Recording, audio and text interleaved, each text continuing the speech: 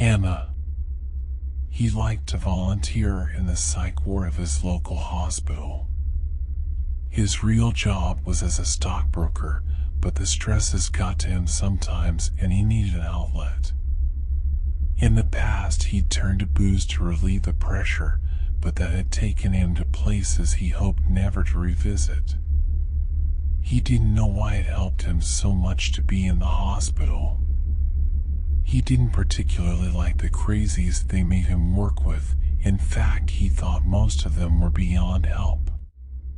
He supposed it was really Anna that kept him coming back. Anna was just a little girl, maybe 10 or 12 at the most. She shouldn't really have been in the ward with the adults, but his small town wasn't wealthy enough to have separate housing for minors. He felt sorry for all the kids who had to bunk with these terminal whack jobs. Or he would, if Anna weren't the only one there under 35. That just made it sadder, he supposed. He felt a need to protect this little girl from the frightening company she kept, so he had promised himself never to leave as long as she was there. Anna was probably the least screwed-up person in that hospital. She had terrible anxiety any time she left the building. They said if she left, she'd probably die from the shock of it. The only thing that seemed to make her feel better was talking, so he'd talk to her for hours on end about even the most inane topics. He felt a need to know everything about her, a need that transcended what should probably have been suitable for their relationship. But Anna seemed so happy when he talked to her that he could never bear to leave her for long. The only subject they avoided was her reasons for being in the ward. He felt that if there was a reason, she would tell him in her own time, and that if he pushed her, he might break the connection they had to each other. Their bond had been growing stronger every day. They were almost close enough to be brother and sister, so close that he no longer pretended to be working with the hospital. He quit his volunteering gig and came in every day, just to be with her. He seemed to even be helping with her anxiety, until one day he found her curled up into a ball on her bunk, sobbing quietly to herself. When he asked her what was wrong, she finally told him why she was in the hospital. She and her mother had been in a car accident with a drunk driver. Her mother had died as a result, and she had had to be hospitalized. She hadn't talked for months after that. In fact, she had only started talking around the time he had started at the hospital. Touched by the idea that he might have had some part in Anna's healing, he felt brave enough to ask her if they caught the killer. She told him that they hadn't, that was why she couldn't leave. She was so scared he'd come after her. He tried to comfort her, tell her that a drunk driver wouldn't even remember her, but nothing helped. Finally, in desperation, he promised to kill the driver if he ever managed to get close to her.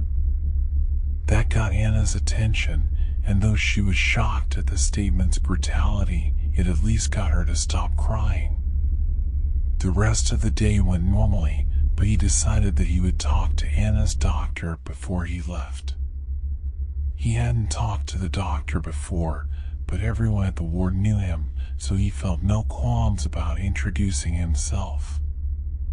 When he asked about Anna, the doctor seemed extremely keen to hear what she'd said. Apparently, no one knew why she was in the ward in the first place. They just found her wandering, bloody by the side of the road. Surprised, he told the doctor Anna's story.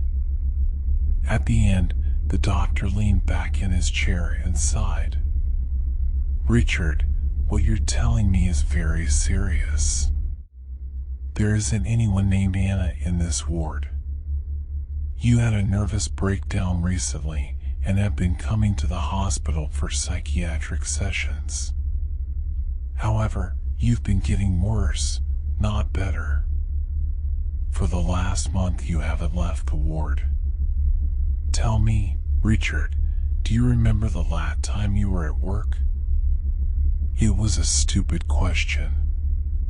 Or of course no, he'd taken some vacation time off to spend with Anna. How had he forgotten that? But the doctor shook his head. You were forced to take psychiatric leave. We believe you had some sort of traumatic event, one that triggered your breakdown and subsequent hallucinations. From what you just told me, I'm inclined to believe you were responsible for an accident while drunk driving.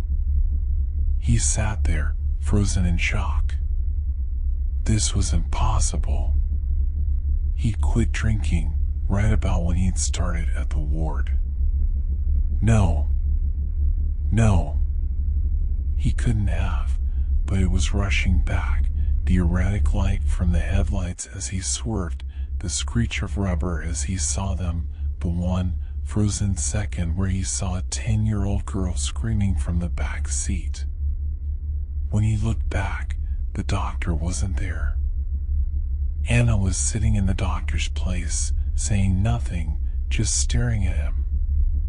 He stared back for a second and then had to look down. He felt so guilty. So guilty. And he had made a promise. Richard picked up the scissors.